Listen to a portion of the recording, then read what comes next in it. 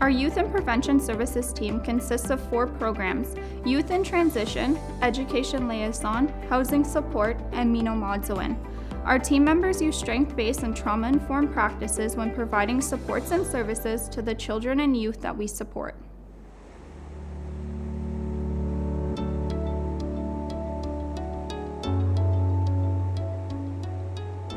The Youth in Transition program is a program for children and youth in care from the age of 16 to 24, and it focuses on developing life skills, coping skills for the youth that we're working with as they're transitioning out of care.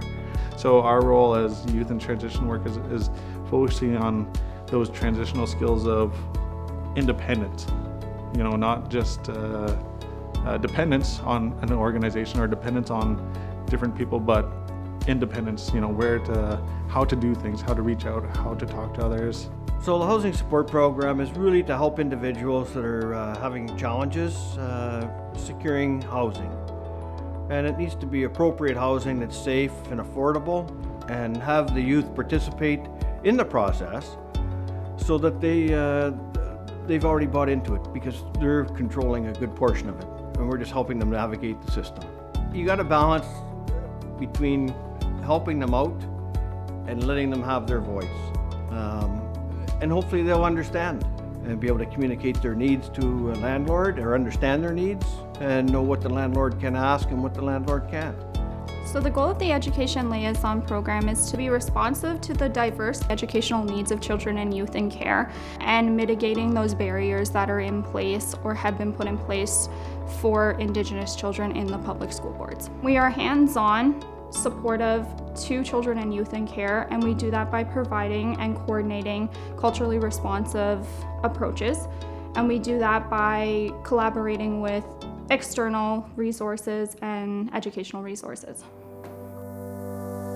Anishnawbek youth who have found themselves involved in the youth criminal justice system are eligible to complete extra-judicial sanctions through the Nogdawindamin Mino Madzwin Youth Justice Program. The modules focus on anger management, substance abuse, family and community relationships, and proactive social skills. Upon successful completion, youth will fulfill the required sanctions meant to promote appropriate rehabilitation and reintegration into communities, and their charges may be dropped. So with Youth in Transition, they helped me out with getting my resumes done and, jobs and whatnot, and it was pretty fun. The literacy course was a little bit tough, and I missed a couple days, but I got it done, so that was great. Matt's an awesome guy. He's funny. He's really smart. He knows a lot of things. He's done a lot of things. Anything you need to learn about to be an adult, he can teach you. So working with Matt and people from this department is very, very helpful. When I first met Leanne and Craig, and they came into my school, I was at St. Mary's, and they seen I wasn't doing so great there in that kind of environment, so I ended up going to Sault College, and they just supported me and advocated for me. So we've noticed that a lot of our Indigenous students fall through the gaps with our public school boards in and across the region. So it is our goal to mitigate those barriers and meet the needs of our children and youth in care. They really adjust a plan for you, not just for everyone. It's what you struggle in or what you're good at. They'll use everything you're good at and help you build on what you're not so good at.